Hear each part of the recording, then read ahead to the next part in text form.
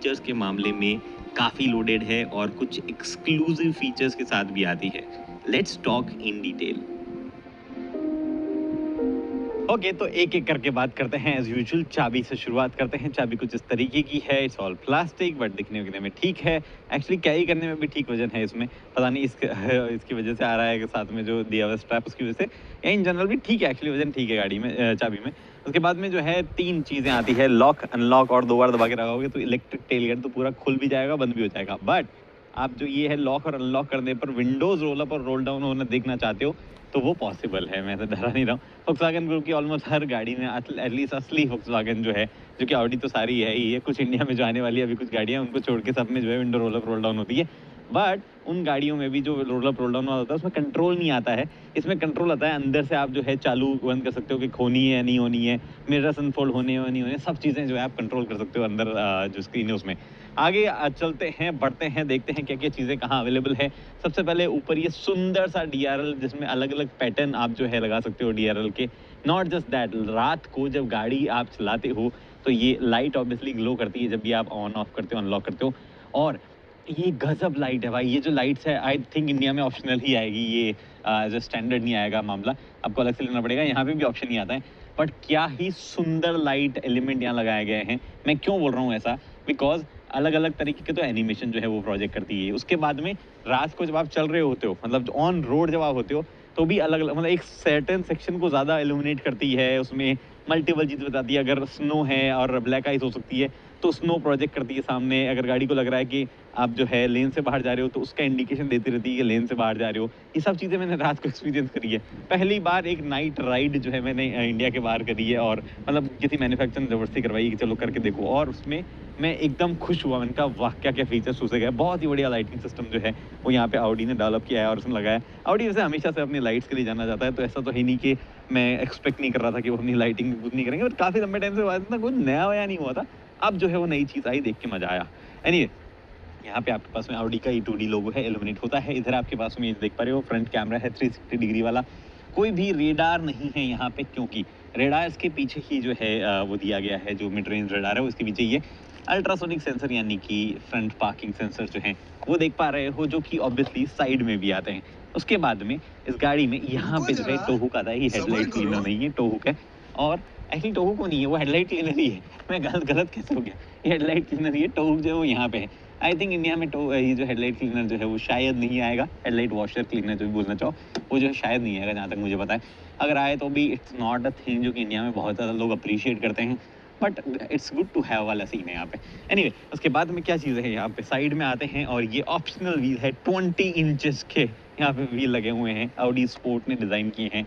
मुझे लगता है इंडिया में स्टैंडर्ड 18 इंच आने चाहिए, और 19 इंच जो है वो एज एन ऑप्शन होना चाहिए। थोड़ा मैं हाफ ले रहा हूँ बिकॉज मेरी तबीयत बहुत ज़्यादा खराब है। मैं एक लंबे टाइम से ट्रैवल कर रहा हूँ, तो थोड़ा सा सांस लेने में इशू हो रहा है। आई डोंट नो व्हाट, अभी घर जाके देखेंगे। तो यहाँ पे स्कॉटलैंड में इतनी ताज़ी हवा होना नहीं चाहिए technically issue, but anyway 255 40 R20 ये टायर साइज़ है।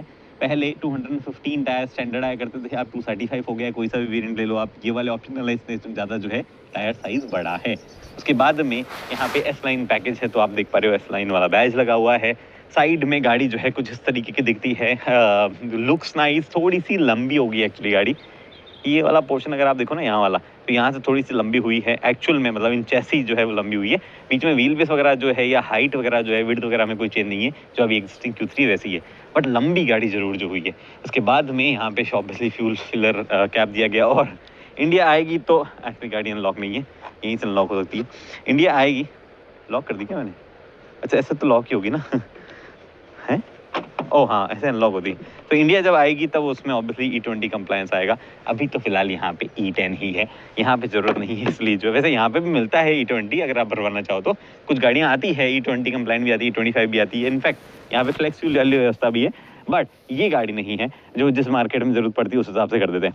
अगर आपने ऑलरेडी नोटिस किया हो, एक अलग सा रिफ्लेक्शन जो आपको यहाँ पे इन लाइट्स में दिख रहा है, वेल रियर लाइट जो है उसमें भी सिग्नेचर पैटर्न आते हैं। अलग अलग पैटर्न जो है वो आप रख सकते हो, 4 पैटर्न अलग अलग होते हैं, वो आप डिसाइड कर सकते हो कि क्या पैटर्न जो है कैसा दिखना चाहिए। Amazing lighting. एनीवे, उसके बाद में यहाँ पे ऑडी का आगे E2D लोगो है जो कि इल्यूमिनेट होता है। ये पूरी लाइट जो है वो इल्यूमिनेट होती है। इधर Q3 लिखा हुआ है, बैज जो है वो यहाँ पे आता है क्वात्रो का, कोई भी इंजन का बैज जो है वो नहीं दिया गया है किसी भी तरीके का। ये बूट जो है इलेक्ट्रिक टेलगेट के साथ साथ में जेस्चर कंट्रोल वाला भी है। ये देखो, वाह, एक बार में काम कर गया, बहुत ही सही। ठीक ठाक बूट स्पेस है। जो स्पोर्ट बैग आएगी उसमें थोड़ा कम होगा, अलग से बैठ के उसमें भी दिखाऊंगा मैं आपको। बट इंटरेस्टिंग चीज़, ये मैं हटाता हूँ यहाँ से हुक, और ये हुक हटाने के बाद में अगर नीचे देखोगे तो स्पेयर व्हील का स्पेस है। हालांकि स्पेयर व्हील दिया नहीं गया है। इंडिया में जब आए Audi, take a note, spare wheel डाल देना लोगों को बड़ा पसंद है, पीस ऑफ माइंड होता है। हमारे यहाँ पे जो है गाड़ियाँ पंचर वंचर हो जाती है रिमोट एरियाज में, तो चाहिए होता है। और कुछ बाहर नहीं है आई थिंक, जो मुझे बताना हो, सब कुछ है यहाँ पे। दिखा दिया मैंने सारे दरवाजे जो है उसमें। हाँ, बाय द वे, दरवाजों में फंक्शन आता है कि चाबी लेके अगर आप दूर चले जाओ तो भी अनलॉक लॉक वाला सिस्टम होता है।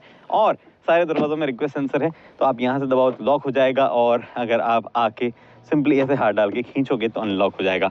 Works flawlessly. मैं ही कंफ्यूज हो गया था, काम तो एकदम सही कर रहा है। उसके बाद में अंदर चलते हैं। अंदर बहुत सारी चीज, एक्चुअली Q3 जो अभी आती है ना, उसका और इसका अंदर से कोई रिजम्बलेंस नहीं है किसी तरीके का, ना ही सॉफ्टवेयर में, ना ही हार्डवेयर में, ना ही किसी और तरीके का। मतलब हाँ, कुछ कुछ के पार्ट शेयरिंग वगैरह मिल सकती है, बट बाकी कुछ भी रिजम्बलेंस नहीं है। बात करते हैं क्या चीज़ें हैं। पहले मैं सीट करता हूँ पीछे, प्रिपरेशन कर लेता हूँ पूरी भाई। ये करी मैंने गाड़ी चालू, और सबसे बड़ा चेंज जो है वो पूरा इंटीरियर ही है। एक एक करके बात करते हैं। सबसे बड़ा क्या, मतलब ये स्क्रीन जो है वो सबसे बड़ा चेंज आप कह सकते हो। दो अलग अलग स्क्रीन जो यहाँ पे दिखी है। एनीवे, इधर से चालू करते हैं। सोनोस सिस्टम आता है। आई बिलीव ये मैंने पहले ऑडी में देखा है या किसी एक और कंपनी में देखा है मैंने। सोनोस यूज करते हैं, अमेरिकन सिस्टम है, म्यूजिक सिस्टम है, अच्छा काम करता है। 12 स्पीकर, 440 वॉट का सिस्टम जो है वो यहाँ दिया गया है। लॉक अनलॉक टिपिकल दिए ही गए हैं बटन यहाँ पे। ये आपको उसमें बढ़िया ब्रश एल्यूमिनियम फिनिश है। ऊपर की तरफ ये रिसाइकल मटेरियल को इस्तेमाल किया गया है। यहाँ पे सुएड फिनिश दी गई है, जिसमें अलग अलग यहाँ पे एम्बियन लाइट के हिसाब से जो है छोटे छोटे एलईडीज दी गई, जो कि रात में एक ग्लो करती है। अभी आपको दिख नहीं रही होगी। इधर आपके पास में अगेन बहुत बढ़िया फिनिश जो है वो यहाँ पे भी इस्तेमाल करी हुई है। One touch power up down जो है सारे विंडोज को मिलता है, और ये ORVM के कंट्रोल है। ये जो आप नीचे देख पा रहे हो, यहाँ पे मेमोरी सीट फंक्शन है। 2 बटन आएंगे अगर आप हाइब्रिड वर्जन लोगे, जो कि इंडिया में मोस्ट लाइकली नहीं आएगा, बट यहाँ पे एक आता है जिसमें आपको जो है बूट अनलॉक करने का है। बड़ा एक बॉटल इधर भी जा सकती है। अंदर स्पेस दिया हुआ है, जिसमें ये देखो हाई विजिबिलिटी जैकेट जो है वो ऐसे ऑलमोस्ट रख के मैं गायब सा कर दूँ, उतनी जगह जो है यहाँ पे दी हुई है। बट एक चीज़ जो कि इंपॉर्टेंट है, भूल गया मैं, वो मैं आपको दिखाता हूँ। वो है इंजन ऑप्शन। सीन क्या है ना, इंजन ऑप्शन के साथ में इंजन ऑप्शन मल्टीपल आपको देखने को मिलेंगे। कैसे मल्टीपल? वेल, देखो, ऑडी ऐसा नहीं, Q3 में इंजन ऑप्शन हमेशा एक ही आए, मल्टीपल ही आए हैं हमेशा से। तो इसमें जो है 1.5 लीटर का एक 4 सिलेंडर इंजन आता है। उसके बाद में एक आता है 2 लीटर का इंजन, जिसके 3 वेरिएंट्स आते हैं। कम पावर, बीच की पावर, ज़्यादा पावर, ऐसे वाला। मैं आपको बहुत ही लेमन तरीके से समझा रहा हूँ। और उसके बाद में डीजल जो है वो भी आता है। कुछ मार्केट में 2.5 भी आया करता था कोई टाइम पे, बट इस वाली गाड़ी के साथ में, ये 3rd जनरेशन Q3 जो है, इसके साथ में 2 ही इंजन ऑप्शन जो है मिलेंगे आपको पेट्रोल में, और एक मिलेगा डीजल में। 1.5 ले लो पेट्रोल, या फिर 2 लीटर ले लो पेट्रोल। 2 लीटर की अलग अलग ट्यूनिंग हो सकती है, और एक ले लो 2 लीटर का डीजल। लेकिन सीन क्या है कि हाइब्रिड जो है वो प्रॉपर हाइब्रिड भी है, और माइल्ड हाइब्रिड वाला सिस्टम भी है। जो 1.5 सबसे छोटा इंजन है, उसके साथ में माइल्ड हाइब्रिड सिस्टम मिलेगा, और जो आपके पास में वही 1.5 है, वो पेयर किया जा सकता है एक proper strong plug in hybrid system के साथ में, जो कि मैं इसी वीडियो में आपको चला के दिखाऊंगा थोड़ा बहुत। वो सबसे ज़्यादा पावर जो है वो भी देता है, और सबसे ज़्यादा जो है एफिशिएंसी भी वही देता है, क्योंकि इलेक्ट्रिक है, प्रॉपर वैसे भी चल सकता है, और नॉर्मल जो है पेट्रोल इंजन की तरह भी चल सकता है। तो वो सीन है। ये वाला 2 लीटर इंजन है पेट्रोल क्वात्रो, जो इंडिया में आएगा मोस्ट लाइकली। वो मुझे लगता है 1.5 भी इंडिया में आना चाहिए, उसकी भी हम बात करेंगे थोड़ी। ऑडी की एज यूजुअल सारी गाड़ियाँ जो है यहाँ पे लिखा आता है, जिनमें ऑडी Q, मतलब क्या गाड़ी है वो लिखा आता है एग्जैक्टली। तो यहाँ पे ऑडी Q3 लिखा हुआ है। चले अंदर। क्या क्या चीज़ें बाकी रही? कुछ रहा तो नहीं बाहर? नहीं, कुछ नहीं रहा। मैं आप चीज़ें सारी बता चुका हूँ। अब जो है अंदर की बात करेंगे हम। ये किया मैंने वापस इसको बंद, और बहुत ही सुंदर स्टीयरिंग, पकड़ने में अच्छा है, कोई इशू पकड़ने में नहीं है। सब चीज़ें जो है एकदम परफेक्ट लग रही हैं यहाँ पे। इन एक चीज़ जो है ऑडी ने नहीं करी है, आप देख पा रहे हो, ये मूव नहीं हो रहा, और इधर तक कनेक्टेड है। ये पूरा का पूरा यहाँ कनेक्टेड है, और ये जो है थोड़ा एक नई चीज़ यहाँ पे करी, जिसको मैं समझाऊंगा एक अलग से आपको। मतलब अलग से क्या, इसी वीडियो में थोड़ा सा आगे जाके डिटेल में बात करेंगे इसकी। पहले इधर आते हैं। एसी वेंट यहाँ पे है, बढ़िया फिनिश इधर भी दी गई है। ये आपके पास में हेडलाइट कंट्रोल है, क्या रखना है आपको, ऑटो रखना है, नहीं रखना है, वो सब चीज़ें। ये वेदर लाइट्स है, यहाँ पे आपके पास रियर फॉग लैम्प ऑन करना है तो थोड़ा सा स्पेस जो है वो इधर भी दिया गया है। और उसके बाद में आपके पास में कुछ भी नहीं है नीचे से बताने को, एल्यूमिनियम फिनिश जो है पेडल्स पे दी ही गई है। उसके बाद में इसको मैं करता हूँ यहाँ पे, और यहाँ पे अगर आप देखोगे तो ये कुछ चीज़ें जो बदली है वो एक बार की और लग सकती है, बट हर एक चीज़ एर्गोनॉमिकली सॉर्टेड है। छोटी सी प्रॉब्लम है, कुछ कुछ जगह आपको क्वालिटी की लग सकती है। जैसे कि सबसे पहले इधर ऑडी ने क्या किया है, यहाँ पे आपके पास में टिपिकल इंडिकेटर कंट्रोल जो है वो इतने छोड़ दिए हैं। एक बार की मुझे लगा कि ये प्रेस करने पे कुछ अजीब लगेगा, बट एक्चुअली कभी भी कुछ भी एक्सीडेंटल प्रेस जो है वो नहीं हो रहा है, तो वो एक अच्छी चीज है। ये जो आप देख पा रहे हो छोटा सा, इसको एक बार दबाओगे तो वाइपर ऑन हो जाएगा रियर वाला, और इसको आप दबाओगे तो वाइपर बंद भी हो जाएगा, ठीक है। ये आप देख पा रहे हो, ये फ्रंट वाइपर अगर आप ऑटो पे डालना है, लो पे डालना है, हाई पे डालना है, वो कर सकते हो आप। थोड़ी सी क्वालिटी वाले मामले में आप कह सकते हो उतना बढ़िया फीडबैक नहीं है इसका। देखो मतलब उतना जबरदस्त नहीं है, बट कभी भी एक्सीडेंटली प्रेस होके वैसे काम नहीं किया है, वो अच्छी चीज है। ऑब्वियसली इसी को ऊपर नीचे अगर आप करोगे, इस वाले मतलब ये वाला जो पोर्शन है इतना इतना सा, इसको अगर आप ऊपर नीचे करोगे तो इसमें हेडलाइट के कंट्रोल्स भी, आपको ऑटो भी हाई बीम पे डालना है या ब्लिप करना है, तो वो सब चीजें यहाँ दी गई है। उसके अलावा अगर आप यहाँ देखो तो यहाँ मेंशन है क्या चीजें कैसे काम करेगी, this is not a button, ये चीजें इधर हो गई। अब अगर आप देखो इधर, तो यहाँ पे जो है ड्राइव सेलेक्टर आ गया सिंपल आपके पास में, पी ये दबा दो, पार्क पे आ गया आपके पास में, ये आ गया ड्राइव पे, ये आ गई न्यूट्रल रिवर्स पे, और न्यूट्रल रखना है तो यहाँ हो गया। हर चीज एकदम सॉर्टेड काम कर रही है, भले ही दिखने में और लग सकती है, बट काम जो है वो परफेक्ट कर रही है, कोई भी इशू किसी तरीके का मुझे नहीं हुआ। उसके बाद में टिपिकल ऑडी फॉक्सवैगन ग्रुप का सीन है, यहाँ पे वो लिमिटर और क्रूज कंट्रोल वाला स्टॉक जो है वो देते हैं। कभी कभार ये दब सकता है, हल्का सा ऐसा हिल सकता है, लेकिन इससे कुछ ऐसा अलग नहीं होगा, क्रूज कंट्रोल जो है उसी का वो आएगा। मुझे जो पूरे सिस्टम में समस्या लगी वो ये कि जब मैं ये कर रहा हूं तो there is no direct indication of it happening, मतलब यहाँ पे भी नहीं बताता है कि वाइपर चालू है, ऐसा कुछ। वो हो जाए तो बढ़िया हो जाए, एक काम सॉफ्टवेयर के थ्रू किया जा सकता है, बट उसके अलावा कोई भी ऐसी चीज नहीं है जो कि मुझे और लगी हो। अब आते हैं स्टीयरिंग व्हील पे। ये स्टीयरिंग व्हील मैं कुछ और गाड़ियों में देख चुका हूँ, इंडिया में शायद अभी तक किसी गाड़ी में नहीं आया होगा, बट मैंने A6 में भी देखा है, मैंने नई वाली Q6 में भी देखा है, मैंने Q5 में भी देखा है, बहुत सारी गाड़ियों में देख चुका हूँ। क्या क्या चीजें हैं यहाँ पे, ये व्यू का बटन है जिससे ऑब्वियसली व्यू जो है चेंज होता है। ऑडी की पुरानी जो डिस्प्ले थी उसमें भी व्यू अलग लगाया करते थे, उसमें भी है। यहाँ पे आपके पास में टच सिस्टम भी है, ठीक है, और ये दबा के भी आप ऐसे भी इस्तेमाल कर सकते हो। ये जो देख पा रहे हो राइट लेफ्ट करने का काम का है MID में, ये MID में इंफॉर्मेशन के काम का है कि इंफॉर्मेशन कहाँ क्या मिल रही है, और ये आपके पास में जो है लेन सिस्टम जो है असिस्टेंस वगैरह जो है वो ऑन ऑफ करना हो तो उसका है। आओ एक एक चीज़ों की बात करते हैं, क्या कहाँ पे चीज़ें हैं, ठीक है। ये आपके पास में यहाँ म्यूजिक से रिलेटेड चीज़ आ गई, उसके बाद में इधर मूव करो, ये कॉन्टैक्ट नंबर मुझे हाइड करने पड़ेंगे, पता नहीं किसके हैं, मतलब जो भी आपका फ़ोन कनेक्टेड है उससे रिलेटेड यहाँ आ जाता है। नेविगेशन अगर आपको डायरेक्टली डालना है तो पुराने नेविगेशन यहाँ आ सकते हैं, जैसे ये मेरी होटल है तो मैंने डाल दिया कि नेविगेशन, तुरंत नेविगेशन चालू हो गया। और ओके दीदी ने सब कुछ बोल दिया है, और दीदी का कहना है कि अब मैंने नेविगेशन लगा दिया है। सबसे मस्त चीज़ है कि इस नेविगेशन की, ये नेविगेशन जो है आपका काम करता है गाड़ी के एंड्रॉइड ऑटो पे नहीं, गाड़ी का खुद का और एंड्रॉइड सिस्टम है, यानी कि अगर मैंने फ़ोन नहीं भी कनेक्ट किया है तो भी ये एंड्रॉइड वाले सिस्टम पे ही काम करता है। ऐसे बहुत ही बढ़िया सिस्टम है, कोई भी इशू किसी तरीके का नहीं है। आई एम लविंग इट जिस तरीके का ये सिस्टम है। इंडिया में भी ये दे दिया जाए, इवन मैप में इंडिया वाला भी ठीक है वैसे तो, बट ये वाला अगर एंड्रॉइड बेस के ऊपर दिया जाए तो मज़ेदार चीज़ है ये। एनीवे, उसके अलावा यहाँ पे और भी चीज़ें हैं, अगर आप इधर देखोगे तो ये शॉर्ट टर्म मेमोरी, मतलब ये ट्रिप से रिलेटेड चीज़ें सारी की सारी, ये बटन प्रेस करके चाहो, वरना आप ऐसे भी स्लाइड कर सकते हो जैसे आप करना चाहो तो।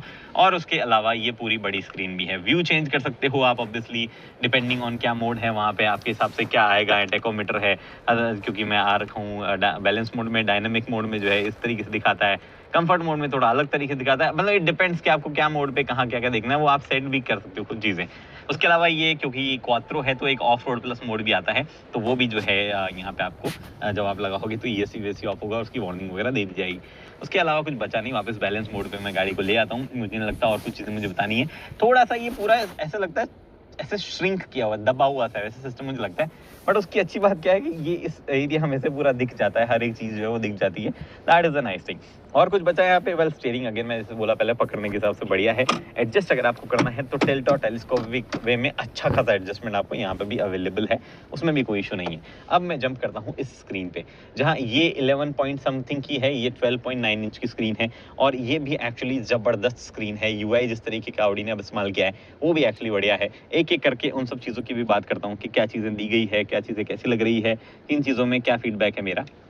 सबसे पहले स्क्रीन में आपको कुछ AC कंट्रोल्स वगैरह डायरेक्टली इसी पे मिल जाते हैं और कहीं नहीं मिलते हैं। अगर आपको उनको एडजस्ट करना हो AC कंट्रोल्स वगैरह को तो यहीं से वो ऑप्शन है, यहीं रहेंगे हमेशा। अच्छी बात ये है तुरंत आप यहाँ से एडजस्ट करके कम ज़्यादा कर सकते हो। किसी तरीके का आपको जो है अगर प्रॉब्लम होगी तो शॉर्टकट एक बार जब याद कर लोगे तो नहीं होगी। मतलब क्या है कि सिंपली जैसे आपने रख रखा है, एक बार वापस ये पीछे आ जाए तो ऐसे सिंपली आपको लगा रहे मेरे को गर्मी लग रही है तो ऐसे स्वाइप कर दिया तो ये कम हो गया, तो that is very nice. Exactly touch करके वेट करने की जरूरत नहीं है, तो वो एक अच्छी चीज़ यहाँ पे हो गई है। और ये आपके पास सीट वार्मर है इंडिया में वेंटिलेशन चाहिए होगा, वार्मर से काम नहीं चलेगा। ऑटो जो है वो किस लेवल का होना चाहिए वो भी आप सेट कर सकते हो, जेंटल, मीडियम, इंटेंस, और उसके बाद में आपके पास में बाकी इससे से रिलेटेड सारे कंट्रोल यहाँ दिए हुए हैं। इधर आपके पास शॉर्टकट्स है जो कि हमेशा यहीं रहेंगे, ठीक है। तो जैसे कि ये आपके पास में सारे मेन्यू का शॉर्टकट है, व्हीकल से रिलेटेड है, एंड्रॉइड ऑटो एप्पल का भी कुछ कनेक्टेड है तो उससे रिलेटेड। यहाँ पे आपका रेडियो, यहाँ पे आपका नेविगेशन जो गाड़ी का इनबिल्ट वाला है वो, और ये होम बटन हुआ। होम जो है वो उसमें कुछ इस तरीके का आइकन वगैरह दिख रहे हैं। आप जो है चाहो तो थोड़ा बहुत कस्टमाइजेशन भी कर सकते हो। स्वाइप में करता हूँ एक्चुअली, तो इस तरीके का फिर से मुझे नंबर हाइड करने पड़ेंगे, तो स्वाइप करोगे तो भी यहाँ पे चीजें दिख पा रही है आपको, और यहाँ पे भी जो है विजिट्स वगैरह आप लगा सकते हो। अब एक बार की यहाँ पे जो है रह के देख लो ऊपर क्या क्या दिखा रहा है। ये आपको दिखा रहा है आउटसाइड टेम्परेचर 12 डिग्री का है। इधर आपको जो है दिखा रहा है गाड़ी और कार से रिलेटेड कि क्या सिग्नल वगैरह उन पे है, और नेविगेशन वगैरह ऑन है या नहीं, वो सब चीजें। यहाँ पे कुछ भी दबाओगे तो उससे खुलता नहीं है, बट आप जो है नीचे से स्वाइप कर सकते हो, वो एक चीज जरूर पॉसिबल है, उसमें भी कई शॉर्टकट आ जाते हैं। नॉट जस्ट दैट, ये जो दो चीजें हैं इन पे एक्चुअली जब आप क्लिक करोगे तो आप जो है यूजर प्रोफाइल्स वगैरह पे जंप कर जाओगे, और ये एक सिंपल बटन है जो कि आपका स्पीड साइन डिटेक्शन जो है उसके बेसिस पे वार्निंग टोन देता है, उसके लिए दिया गया है। Not that much relevant in terms of जो इंडिया का इंफ्रा है उस हिसाब से, बट यहाँ पे इंपॉर्टेंट होता है लोगों को, तो इसलिए उसका शॉर्टकट बनाया गया है यहाँ पे, ठीक है। अब हम आते हैं वापस होम पेज पे। ये मैं होम पेज पे पहुंचा, यहाँ पे इसमें एंटर करता हूँ मैं, और अब देखो आप navigation, radio, telephone, Android auto Apple CarPlay, car, driver assist, store, themes, legal, outs, road side assistance, online search, ये वो। इनमें से जो सबसे इंटरेस्टिंग चीज है उस पे आते हैं कार पे।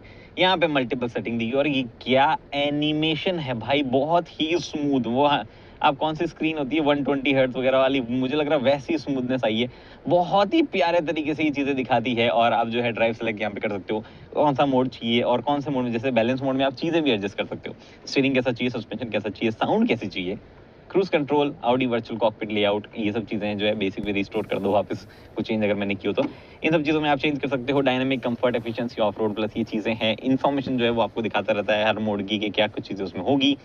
यहाँ पे आपके पास में लाइटिंग कंट्रोल है, इंटीरियर लाइटिंग सेट करनी है उसके कंट्रोल पे आओ। मोस्टली ब्राइटनेस वगैरह का काम है यहाँ पे सेट करने का, बट आप डायरेक्टली जो है ये एम्बिएंट लाइट उसका कलर वगैरह भी चेंज कर सकते हो।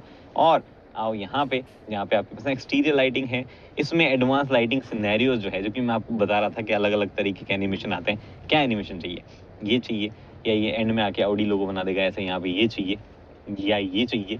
ये ओपनिंग जो प्रोजेक्शन जो होता है लाइट का वो आपको दिखा रहा है। ऑब्वियसली डिजिटल लाइट सिग्नेचर जो है फ्रंट और रियर का जो डीआरएल वगैरह और रियर टेल लाइट में है वो भी आप यहाँ से सेट कर सकते हो कि आपको कैसा देखना है, क्या सब चीज़ें हैं, जिसमें भी आपके पास 4 ऑप्शन अवेलेबल है जो कि यहाँ पे सेट कर सकते हो। Very nice. मैं सेलेक्ट कर देता हूँ कुछ भी रैंडम, और उसके बाद में वापस आते हैं डिस्प्लेज वगैरह पे। इसमें मोस्टली ब्राइटनेस सेट करने का सिस्टम है। यहाँ पे आते हैं सर्विसिंग वगैरह पे, जो कि आपको दिखाता है गाड़ी की सर्विस से रिलेटेड चीज़ें कि कौन सी चीज़ें कब सर्विस वगैरह करवानी है। मोर में आता हूँ और सेंट्रल लॉकिंग की, VIN, स्टीयरिंग बटन असाइनमेंट, गोरा डोर ओपनर वगैरह वगैरह, brake, windscreen wiper, driving school mode. ये एक अलग इंटरेस्टिंग मोड है, वॉक्सवैगन ग्रुप की कई गाड़ियों में आता है कि अगर कोई पीछे बंदा बैठा साइड में बैठा है उसको स्पीड और आप दिखाएगा कि आपने इंडिकेटर का उपयोग किया नहीं किया। बड़ी गजब चीज़ है, पता नहीं क्या काम का है, कितने लोगों के काम का होगा, बट आता है यूरोप में, देखा है मैंने कई लोगों को काम लेते हुए।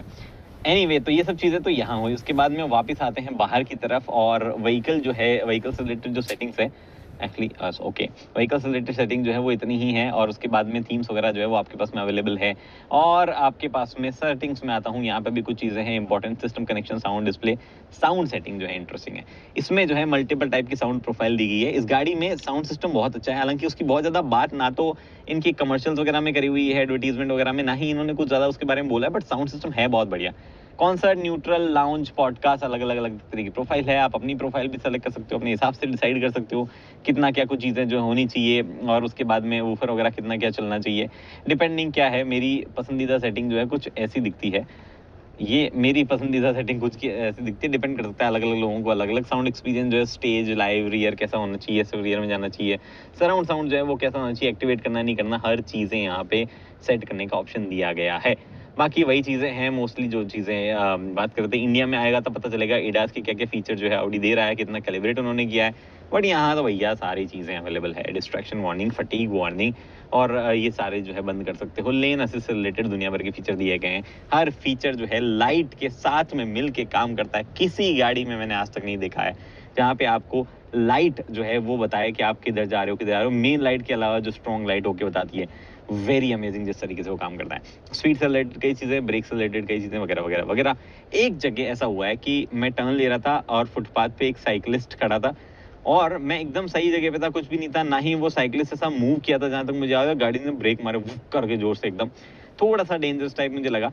बट आई थिंक उस टाइम पे हो सकता है कुछ और चीज़ रही है जो मैंने मिस कर दी, और उसके अलावा कोई भी ऐसा इंसिडेंट नहीं हुआ कि मैं एडास को जो है थोड़ा सा जज करूं। तो I will give that benefit of doubt, अगर आपको कभी कुछ ऐसा लगे तो बताना। But that was also just scary, ऐसा कुछ ऐसा नहीं हुआ कि एक्सीडेंट वगैरह हो सकता, तो वैसी वाली सिचुएशन नहीं थी। ऑब्वियसली ब्रेक ही नॉर्मल लगाया गाड़ी ने, उसके अलावा तो कुछ नहीं किया।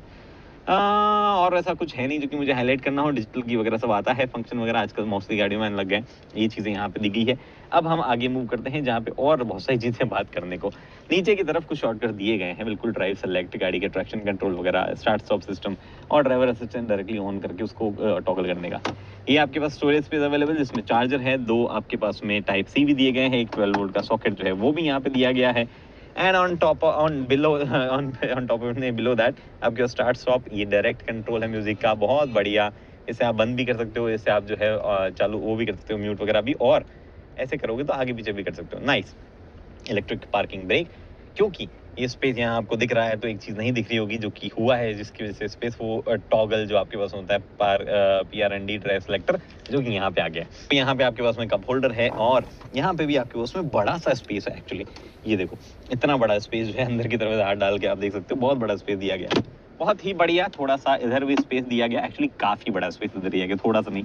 इसमें पैसेंजर एयरबैग ऑफ करने की सुविधा है यहाँ पे। अगर आप किसी कारणवश बच्चों को आगे बैठाते हैं चाइल्ड सीट के साथ में, तो ये ऑफ कर सकते हो। और यहाँ आइसोफिक्स माउंट दिए गए हैं चाइल्ड सीट लगाने के लिए। सिर्फ जो यूरोपियंस है वो सोचते हैं इतना ज़्यादा, इंडियंस नहीं सोचते, बट सोचा करो, बच्चे जो है अपने ही है। ये क्योंकि एस लाइन पैकेज है तो आपको जो है अगेन स्वेड फिनिश बढ़िया सीट दिख रही है, जिसपे एस बैज जो है वो लगाया हुआ है। इलेक्ट्रोनिक मिरर यहाँ पे है, लाइट कंट्रोल यहाँ पे है। एंड ऑडी है भैया, ऑडी है तो ऑडी वाले सिस्टम भी होंगे, जिसमें आप बहुत ही नीटली जो है लाइट्स को अपने हिसाब से एडजस्ट कर सकते हो। क्या ब्राइटनेस आपको रखनी है वो एडजस्ट कर सकते हो। ये जो है फुल ब्राइटनेस पे है, ये कम हुई यहाँ पे भी रख सकते हो, और कम होके यहाँ पे भी रखते हो। वेरी नाइस, बहुत सही तरीके से करते हैं, मजा आता है मुझे देख के। एसओएस का बटन इधर है, कुछ चीजें आपको यहाँ पे शॉर्टकट दिख पा रहे होंगे, इसमें ये रोड साइड असिस्टेंस, ओ कॉल लग जाता अभी तो, हाँ कैंसिल हो गया। और उसके बाद में यहाँ पे जो है लाइट वगैरह के कंट्रोल दिए गए हैं। इधर आपके पास में वैनिटी मिरर विथ लाइट, बहुत ही स्मूथ बढ़िया। हालांकि ये चीज़ जो है एक्सटेंड नहीं होती और काफ़ी सारी जगह इधर छोड़ देती है। ऊपर कोई भी सनरूफ यहाँ नहीं दी गई। यूरोप में इतना क्रेज नहीं सनरूफ का, इंडिया आएगी तो ऑब्वियसली सनरूफ के बिना आएगी नहीं। सनरूफ के साथ में अब इंडिया में कोई गाड़ी लॉन्च कर दो तुरंत फ्लॉप हो जाए, वैसा सीन हो गया, तो मैन्युफैक्चरर को भी डर लगने लग गया। तो अब जो है मौका आया। अब बाय द वे HUD आता है, और बहुत बढ़िया प्रोजेक्शन वगैरह जो HUD का भी है। मैप वगैरह जो है, गाड़ी वाला मैप तो एटलीस्ट प्रॉपरली दिखाता है, और अगर आप एंड्रॉइड ऑटो वगैरह कनेक्ट करते हो तो भी आपको जो है डायरेक्शन टर्न बाय टर्न वाला मिल जाता है। सीट मैंने अपने हिसाब से एडजस्ट कर दी है। पीछे चलते हैं कितना स्पेस है। एक्चुअली मैंने अपने हिसाब से कर दी, हाँ अपने हिसाब से कर दी है। अब मैं पीछे जाके दिखाता हूँ कितना स्पेस है, बट उससे पहले आप ये देख लो, सीट के कंट्रोल भी बहुत सारे हैं, बहुत सारे कंट्रोल जो आगे पीछे दिए गए, इंक्लूडिंग लंबार वगैरह, वो बहुत बढ़िया चीज़ है। और यहाँ पे ये भी आपके पास अवेलेबल है ऑप्शन, ठीक है। अब उसके अलावा कुछ यहाँ पे रहा नहीं जो मुझे बताना था। सीधा पीछे जंप करते हैं। मैंने क्योंकि ये सीट सेट करी है तो इसे मैं जाके दिखाता हूँ। जो Audi की Q3 स्पोर्ट बैग है, जो कि इंडिया आएगी, ये भी आएगी दोनों। Q3 स्पोर्ट बैग में आपको जो है स्पेस का मिलेगा, मैं दिखा दूंगा, पर पहले इसका देख लो। यहाँ अच्छा खासा स्पेस है, 6 फुट का बंदा IFC, और यहाँ AC वेंट, और उसका कंट्रोल जो है AC का वो भी दिया गया। पीछे से अपने हिसाब से आप टेम्परेचर कंट्रोल कर सकते हो। ये सीट स्प्लिट होके नीचे फोल्ड जो है वो भी हो जाती है ऑब्वियसली, लेकिन कैसे फोल्ड होती है ये देखो आप, यहाँ पे इस तरीके से फोल्ड होती है। 40-20 इस तरीके से होती है। और ऑब्वियसली आप इसको जो है, अरे अब तो ये आगे आ गई, बट मेरे को 2 हाथ लगेंगे वापस करने में। इसको आप जो है ऐसे करके भी रख सकते हो। हालांकि कोई आर्मरेस्ट ये नहीं बनाती, आर्मरेस्ट आपको जो है यहाँ से निकालनी पड़ती है, जिसमें 2 कप होल्डर भी दिए हुए हैं। तो गुड एडजस्टमेंट, ऐसा उसमें कोई इशू नहीं है। ये आपको जो है सबसे पीछे वाला रिक्लाइन पोजीशन यही है, और सबसे आगे वाली रिक्लाइन पोजीशन यही है। एक बार की सीट बेल्ट जो है मैं इधर से बाहर निकाल के आपको जो है मल्टीपल पोजीशन दिखा भी देता हूँ। तो ये जो है ये भी एक पोजीशन है, यहाँ पे भी रख सकते हो। एंड दिस इज दी सबसे ज़्यादा रिक्लाइन आई थिंक यही है, या इसके पीछे भी ऑप्शन है, मेरे ख्याल से इतनी ही है। वो एक्चुअली इसके पीछे भी एक जो है हल्का सा जा रही है, हल्की सी और जो है वो गई है। तो इतना ऑप्शन आपके पास अवेलेबल है। मेरे ख्याल से सेफ्टी वाइज वगैरह भी सब है, आइसोफिक्स वगैरह सब दिए गए हैं, और कंफर्ट वाइज भी डिपेंडिंग ऑन द हाइट। अगर स्लैंटेड रूफ लाइन जो है यहाँ पे है, जिसकी वजह से ऑब्वियसली इंटीरियर में थोड़ा सा स्पेस कम होगा। कितना कम हो रहा है एग्जैक्टली वो मैं बताता हूँ। इस वाली गाड़ी में थोड़ी सीट्स वगैरह भी अलग है, इटरेशन जो है वो चलाते हैं, और मैं जानबूझकर जो है ऐसी रोड से शुरुआत कर रहा हूँ जहाँ पे काफ़ी सारे ट्विस्टी टर्न्स है, बिकॉज Audi Q3 चलाने में कभी भी ऐसा फील नहीं हुआ है कि उसको चलाने में मज़ा नहीं आता है। और कल मतलब मैं आज गाड़ी चला रहा हूँ, कल भी मैंने सेम गाड़ी चलाई थी। कल मैं जो है इसका हाइब्रिड वर्जन चलाया था, इलेक्ट्रिक हाइब्रिड, जो प्रॉपर हाइब्रिड आता है ना वो वाला। और मेरे को बार बार ऐसा लग रहा था यार ये गाड़ी में पावर आ रहा है वो सबसे पावरफुल है इस पूरे लॉट में, और उसके बावजूद मुझे ऐसा लग रहा था कि कुछ मज़ा नहीं आ रहा, स्टीयरिंग थोड़ा अजीब सा क्यों लग रहा है। आई डोंट नो उस गाड़ी में प्रॉब्लम थी या वो हाइब्रिड सारे ऐसे रहेंगे। ये है गाड़ी भाई जिसको चलाने में मज़ा आ रहा है। करंटली मैं Q3 एसयूवी चला रहा हूँ, जो कि 2 लीटर 4 सिलेंडर इंजन के साथ में आई, वही इंजन जो इंडिया में हम देखते आए हैं, बट ये वाले में पावर ज़्यादा है। हमारे पास में 265 PS की पावर जो है यहाँ पे। हो सकता है इंडिया में 204 PS पावर वाला सेम इंजन जो है बस उसकी ट्यूनिंग अलग करके वो वाला लाया जाए, बट वो भी लाया जाए तो भी कोई दिक्कत नहीं है। दिस इज़ अमेजिंग, ये इंजन जो है कमाल ही चीज़ है। प्यार से चलाओगे तो फ्यूल एफिशिएंसी देगा, नहीं तो सिर्फ पावर देगा, मज़ा देगा और चलाते रहो। 7 स्पीड का DC ट्रांसमिशन जिसको एस्ट्रॉनिक कहा जाता है वो यहाँ पे ऑडी ऑफर करता है इस गाड़ी में। और इस गाड़ी के साथ में फील आ रहा है कि हाँ अब थोड़ा प्रोडक्ट जो है इम्प्रूव हुआ है, हैंडलिंग वगैरह जो है वो सेम है पहले जैसी, मज़ा जो है वो सेम ही आ रहा है। तो अब जो है प्रॉपर्ली एक एक करके हर चीज़ की बात करना शुरू करते हैं कि क्या क्या चीज़ें कैसी है। सबसे पहले विजिबिलिटी वगैरह वाइज बात करते हैं। तो जो स्पोर्ट बैक है, जो कि ऑप्शन ऑब्वियसली इंडिया में भी आता है और आएगा भी मेरे ख्याल से, उसमें जो है रियर में आपको ये मिरर में देखने में प्रॉब्लम हो सकती है। तो अगर आप रेगुलरली 3-4 लोग गाड़ी में बैठ रहे हो तो उसमें हेडरूम भी है और ये भी एक समस्या है, दोनों जो है वो हो सकती है। तो अदरवाइज आप जो है अगर मतलब नहीं बैठ रहे हो तो ले लो, वो स्टाइलिंग वगैरह में ठीक लगती है, बट ये गाड़ी जो है प्रेफर करना है एसयूवी वाली, ये थोड़ी बेटर है in terms of overall visibility वगैरह वाइज। एर्गोनॉमिकली कोई भी इशू नहीं है किसी तरीके का, डिस्पाइट द फैक्ट कि सब कुछ नया नया दिया है सब कुछ। मेरे को मात्र 5-7 मिनट लगे यूज टू होने में, कोई दिक्कत नहीं, apart from the wiper part जो भी एक्चुअली सीख जाने के बाद में इशू नहीं होगा। तो हर एक चीज़ जो है वो सॉर्टेड है, कोई भी इशू से रिलेटेड है नहीं एर्गोनॉमिकली।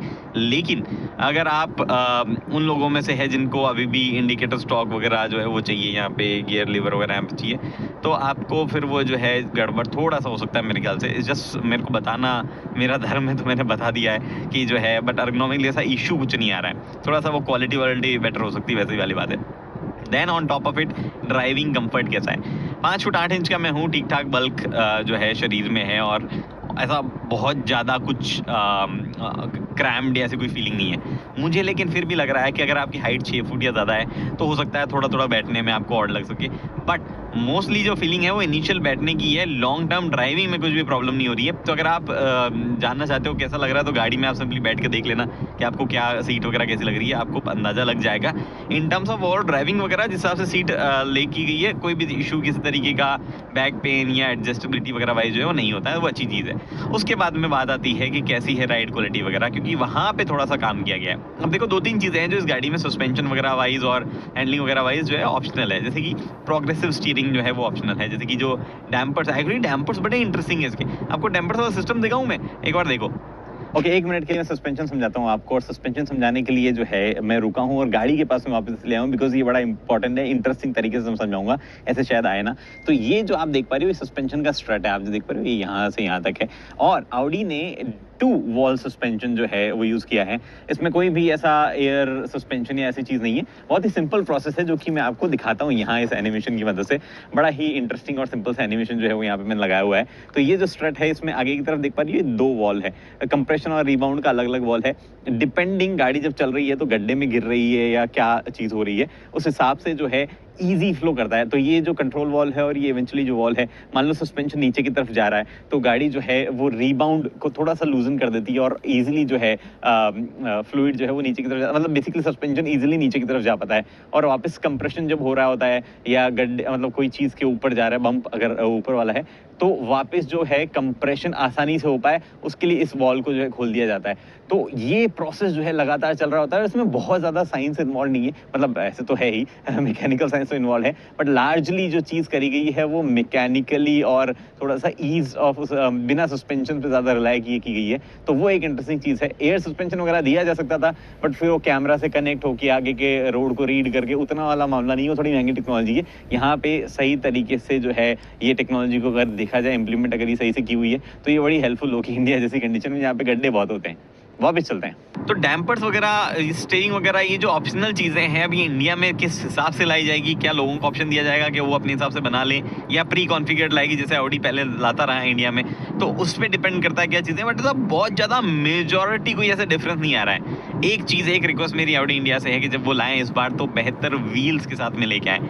ठीक है 20 इंचेस पे मत जाओ या मत जाओ, बट प्लीज़ एक अच्छे दिखने वाले व्हील्स जो है उनको लाने चाहिए इंडिया में। अगर उनके व्हीकल्स में जो है व्हील अच्छे नहीं दिखते, वही एक बड़ी प्रॉब्लम होती है, बाकी सब सॉर्टेड रहता है उनका। खैर, तो बात है कि अभी इस जिस फिलहाल गाड़ी जिस हिसाब से है उसमें कैसी लग रही है in terms of suspension, ride वगैरह। हैंडलिंग वाइज जैसे पहली थी वैसे है, बहुत ज़्यादा ज़बरदस्त या हार्ड स्टिफ हैंडलिंग नहीं है, बट ऑनेस्टली मैं डायनेमिक मोड पे जो है मैंने ये गाड़ी डाल दी डायनेमिक मोड में, और उसके बाद में जो स्टीयरिंग जिस तरीके का है, जो फीडबैक है, जो एग्जैक्ट एक्यूरेसी है, कमाल है। कोई भी इशू जो है मुझे उसमें किसी तरीके का नहीं हो रहा है। And on top of it I think मैं रॉन्ग लेन में हूँ, बट कोई बात नहीं भाई, क्या मज़ा आता है इसको, इस गाड़ी को जो है मनूवर करने में, मतलब गजब ही मज़ा आता है भाई। तो एकदम परफेक्ट फीलिंग है। स्टीयरिंग जो है वे अप हो जाता है एक पॉइंट पे जाने के बाद में। ये सारी चीज़ें कल मैं ई हाइब्रिड में फील नहीं कर पा रहा था और मुझे लग रहा था कि बेकार हो गया प्रोडक्ट, बट ऐसा नहीं है। वो एक उस पर्टिकुलर इंजन के साथ में ही थोड़ा सा ये डल लग रहा है मामला। यहाँ पे कोई इशू नहीं है, जो इंडिया में आ रहा है उसमें तो कोई इशू नहीं है। एंड जो हाइब्रिड सॉरी जो सस्पेंशन जिस तरीके के दिए गए हैं, अभी भी कुछ शार्प गड्ढों पे मैं यहाँ पे लेके गया हूँ, थोड़े से आवाज़ करते हैं, ओवरऑल झटका अंदर नहीं आता है, वो अच्छी बात है, थोड़ी आवाज़ करते हैं, but that is largely due to the tyre जो चूज़ किए गए हैं, जो कि थोड़े से लो प्रोफाइल यहाँ पे है। इंडिया में शायद वो प्रॉब्लम भी नहीं आया, क्योंकि टायर्स यूजुअली इंडिया की सड़कों के हिसाब से चूज़ किए जाते हैं, तो वहाँ पे जो है वो चीज़ एविडेंट होती है। बट ओवरऑल कंफर्ट वगैरह बढ़िया है, एन्जॉयबल हैंडलिंग जो है वो भी मैं यहाँ पे कहूँगा। उसके बाद में इंजन वगैरह की बात आती है कि इंजन जो है वो कैसा बिहेव कर रहा है, कैसा लग रहा है। अब देखो, मैं चला भले ही हायर स्टेट ऑफ ट्यून वाला इंजन रहा हूँ, लेकिन जो 2 लीटर इंडिया में आता रहा है, एक तो ऑडी मेरे ख्याल से 1.5 लीटर इंजन इस बार सोच सकता है लाने की। मुझे लगता है उनको सोचना चाहिए, this is my personal thing, क्योंकि इस सेगमेंट में अब आने लगे हैं 1.5, और इनका तो प्रॉपर ऐसा अच्छा इंजन है, 4 लीटर है, वो 3 सिलेंडर वगैरह वाला टाइप नहीं है कि अननेसेसरी पावर निकालने की कोशिश ही कर रहा है। 150 PS की पावर निकालता है, decent comfortable power, comfortable engine, अच्छा इंजन है वो, और इस तरीके की गाड़ी का वजन जो है वो भी अच्छे से हैंडल कर सकता है, कोई इशू नहीं होगी। 4 लोग बैठ के भी चलाएंगे तो अंडर पावर्ड फील नहीं होगा। हाँ, ये अलग बात है कि अब लोगों ने क्योंकि 2 लीटर चलाया हुआ है, 200 PS, 204 समथिंग PS के स्टेट ऑफ ट्यून में, नहीं इंडिया में तो अंडर 90 HP में आता है ना, वो अंडर 90 PS में आता है। अब जो है उसमें 204 आएगा अगर आएगा तो, या फिर जो है ये वाला आएगा जो मैं अभी चला रहा हूँ। तो एक ले आओ 1.5 और उसके ऊपर जो है क्वात्रो के साथ में ऑफर कर दो ये 2 लीटर वाला, किसी भी स्टेट ऑफ ट्यून में कर दो, जो चाहे यहाँ पे 265 265 PS जो है, जो कि एक्चुअली मजा आ रहा है चलाने में, उसमें दे दो, या 204 वाले हिसाब में दे दो, कैसे भी दे दो, मुझे मजा आ रहा है। बट गियर बॉक्स जो है वो यही रहना है, कुछ भी आए 7 स्पीड का स्टेप ट्रॉनिक, जो कि थोड़ा सा लेमन तरीके से समझाऊं तो एक तरीके से आप बोल लो कि मैं यहाँ पे एक बार कर लेता हूँ साइड में, पीछे वाली गाड़ी को जाने देता हूँ ताकि मैं थोड़ा सा कर पाऊँ अपना ऐसे 0 नॉट 0 to 100 बट ऐसे ही थोड़ा सा स्प्रिंटेड रन। ठीक है, अच्छा हाँ, ये DCT आजकल वो होने ना, वो नहीं होता। देखो मेरे को मतलब जानबूझकर ऐसे प्रिपेयर करना पड़ता है, ऐसे तुरंत ऐसा लॉन्च कंट्रोल टाइप मोड में नहीं आते।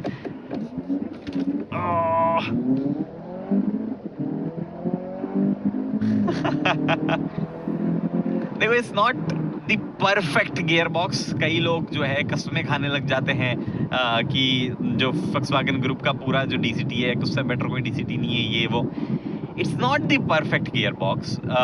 इसमें भी आपको जो है कभी कभार डाउन शिफ्ट, कभी कभार इवन अप शिफ्ट में भी जो है हल्का फुल्का जर्क या वैसा फील हो जाता है। डाउन शिफ्ट भी जरूरी नहीं हर बार टाइम पे कर पाएगा और फटाफट कर पाएगा, बट इट्स नॉट बैड। मतलब ऑलमोस्ट आपको कभी भी फील नहीं होगा रेगुलर ड्राइविंग में कि इस गियर बॉक्स में थोड़ा कुछ बाकी रख गया है, कुछ बेहतर करने की जो है गुंजाइश, ऐसा कुछ है गुंजाइश। रेगुलर ऐसी जगहों पे चलाने को कहीं मौका मिल जाए आपको, स्कॉटिश हाईलैंड्स में, और वहाँ पे जो है आप डाल के इसको स्पोर्ट मोड में ढंग से एक्सपीरियंस कर पाओ। डाउन शिफ्ट जो कि मैं अभी कर पा रहा हूँ वैसा करने लग जाओ। और एक्चुअली इस गाड़ी को मैं ओवरटेक जरूर करना चाहता हूँ, बट एक बार की मैं टर्न मार देता हूँ क्योंकि कोई और गाड़ी नहीं है। तो क्या फीलिंग है बाय गॉड इस गाड़ी के साथ में।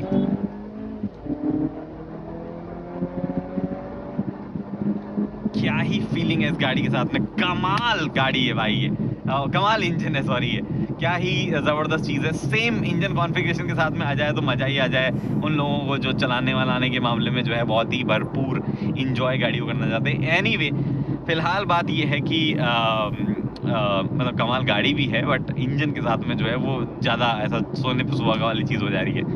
फिलहाल बात ये है कि इंजन वगैरह जो है वो जब आएंगे तब इंडिया में बात कर लेंगे अलग से। ये किसी भी तरीके की ब्रेकिंग से रिलेटेड इशू नहीं है, काफ़ी शॉर्ट फुटेड, काफ़ी बढ़िया ब्रेक जो है उसकी फील भी बहुत अच्छी है, तो उसमें भी कोई किसी तरीके का इशू मुझे जो है नज़र नहीं आ रहा है। और सब कुछ होने के बाद मनूवर वगैरह करने में, क्योंकि छोटी गाड़ी है, काफ़ी इजी, काफ़ी लाइट, काफ़ी मस्त जो है ओवरऑल मनूवर वगैरह करने में भी है। ऐसा कुछ ऑड फीलिंग जो है वो मनूवर करने में आ नहीं रही है। बहुत बढ़िया, बहुत बढ़िया, बहुत बढ़िया। नाइस, नाइस जॉब ऑडी, मज़ा आया चलाने में। एनीवे, तो ये चीज़ें हैं, मनूवर वगैरह करने में सॉर्टेड है। गाड़ी जो है उसका एसी में टेस्ट नहीं कर पाया अनफॉर्चुनेटली, क्योंकि बहुत ज़्यादा बढ़िया मौसम हो रखा है, तो उसका कुछ ऐसा काम दाम है नहीं। लेकिन पहले वाली का बढ़िया था, तो इसका भी बढ़िया होना चाहिए। फ्यूल एफिशिएंसी पे आते हैं, क्योंकि असली मुद्दा जो है वो फ्यूल एफिशिएंसी में ही अटकता है लोगों के साथ में। देखो, प्यार से चलाओगे तो 1.5 अगर आया तो बहुत बढ़िया फ्यूल एफिशिएंसी देता है। It gives you almost 17 kmpl अगर आप 95 के आसपास की एवरेज हाईवे स्पीड पकड़ो तो। इसके साथ में 2 लीटर के आसपास का ड्रॉप मान लो, 13-14 के आसपास। सिटी में 10 या उससे ज़्यादा नहीं उम्मीद करें। 9-10 दे सकता है, अगर आप लाइट फुट चलाने वाले हो तो हो सकता है थोड़ा ज़्यादा दे दे। बट जो 1.5 अगेन वो थोड़ा सा बेटर देगा। बट जो है असली चीज़ फ्यूल एफिशिएंसी में इसका हाइब्रिड जो आता है वो है। इनफैक्ट जो 1.5 है वो माइल्ड हाइब्रिड सिस्टम के साथ में आता है, तो वो भी थोड़ी सी फ्यूल एफिशिएंसी जो है वो ज़्यादा देता है। तो वो एक चीज़ ज़रूर यहाँ पे है, बट उसके अलावा ऐसा बहुत ज़्यादा उम्मीद फ्यूल एफिशिएंसी ना करें। बाकी चीज़ मुझे ऐसा कुछ लगी नहीं जो आपको बतानी हो, कुछ भी और या किसी तरीके की। चलाने में मज़ा आ रहा है गाड़ी को, सीधी सीधी बात तो ये है। ये जो मैं गाड़ी चला रहा हूँ ये है भाई असली पावरफुल कार। तो 272 हॉर्स पावर जो है वो यहाँ पे निकलते हैं। Basically plug in hybrid vehicle है, जिसमें इलेक्ट्रिक मोटर और इंजन दोनों जो है काम करते हैं। डिपेंडिंग कब कहाँ क्या कितना चार्ज है, कितना आप एक्सीलरेटर पेडल पे जोर लगा के बैठे हो, उस पर डिपेंड करता है। इस तरफ बढ़िया लोकेशन होनी चाहिए कुछ भी, यहाँ पे पानी वानी दिख रहा है, तो डिपेंडिंग क्या कुछ कैसा आपने पेडल दबा रखा है या बैटरी कंडीशन क्या है, उस हिसाब से जो है गाड़ी अपने आप सेलेक्ट करती रहती है। जैसे कि अभी नॉर्मल चल रही है, अगर मैं इसी जगह ड्राइव मोड चेंज करके अगर मैं डायनामिक में हुआ होता तो इंजन थोड़ा जल्दी चालू हो जाता है। ऐसा नहीं कि इंजन चालू ही रहता, जैसे चालू हो गया। आवाज़ सुनो, आप देखो, ये मुझे ऐसा क्यों लग रहा है कि आवाज़ जो है वो आ रही है ऑडियो कहीं से गाड़ी की, उसमें से स्पीकर्स में से। मतलब ऑब्वियसली इंजन की करंट भी फील कर पा रहा हूँ मैं। इंजन जो है उसका जो हल्का सा पेडल पे और स्टीयरिंग पे हल्की सी वाइब्रेशन फील कर पा रहा हूँ कि कुछ चालू है। इलेक्ट्रिक में बिल्कुल भी फील नहीं होती है, इलेक्ट्रिक मोड में तो वो ज़रूर मैं फील कर पा रहा हूँ। बट ऐसा लग रहा है कि ऑडियो जो है कहीं और से भी आ रहा है, मतलब किसी आर्टिफिशियल सोर्स से भी आ रहा है। एनीवे, तो ये पावर फिगर्स वगैरह जो है उसकी वजह से ये काफ़ी फास्ट है। हालांकि ये 6 स्पीड DCT है, स्टेपट्रॉनिक जिसको ऑडी कहता है, एस्ट्रॉनिक जिसको ऑडी कहता है। 6 स्पीड, जो बाकी गाड़ियां हैं उनमें 7 स्पीड आता है, इसमें 6 स्पीड आता है। ऑल्सो बाकी गाड़ियों में क्वात्रो का ऑप्शन है, बट इसमें जो है क्वात्रो का ऑप्शन नहीं है आपके पास में। आपकी वो E hybrid, what a beautiful view, what a beautiful view. तो आपको जो है बाकी गाड़ियों की तरह यहाँ पे क्वात्रो का ऑप्शन नहीं मिलता है, और ये चलने में बहुत स्मूथ है गाड़ी, और ऑब्वियसली फ्यूल एफिशिएंसी गजब मिलेगी। अभी फिलहाल आप यहाँ पे स्क्रीन पे देख पा रहे हो तो ये 52 पॉइंट समथिंग दिखा रहा है। वो तो इसलिए दिखा रहा है बिकॉज गाड़ी most of the time EV mode पे चल रही है। एक बार की जब ईवी बैटरी चली जाएगी, डिस्चार्ज हो जाएगी, तब जो है डिपेंड करने लगता है कि फिर क्या एक्चुअल में जो है फ्यूल एफिशिएंसी मिलती है।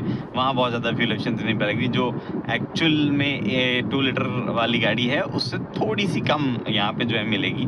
बट उससे पहले जब तक चार्ज है आपकी, इसमें एक्चुअली 119 किलोमीटर तक चल जाती है गाड़ी। वो जो 25 किलोवाट 25.7 किलोवाट आवर की बैटरी लगी हुई है। हालांकि उसमें से यूजेबल जो है वो 19 पॉइंट सम किलोवाट आ रही है, और टेक्निकली ये फिर भी हाइब्रिड वाले सिस्टम पे चलती रहती है। तो जो मैंने वर्ड अभी थोड़ी देर पहले बोला है कि हो सकता है कम फ्यूल एफिशिएंसी दे जो जब इलेक्ट्रिक बैटरी चार्ज ना हो, तो वो वर्ड मैं वापस लेना चाहता हूँ, बिकॉज ऐसा नहीं होगा। थोड़ा सा तो ज़्यादा ही देगी नॉर्मल गाड़ी से। उसको मेरे को लॉजिक अब समझ में आया, बिकॉज वो थोड़ा बहुत तो हाइब्रिड असिस्टेंस जो है वो चलता ही रहता है। एनीवे, बट मुझे लगता है ये गाड़ी जो है ऑब्वियसली इंडिया में हाइब्रिड्स वगैरह जो है उन पर कोई ऐसा बहुत अलग से कुछ नहीं किया गया है, ज़्यादा टैक्सेशन रिलीफ वगैरह।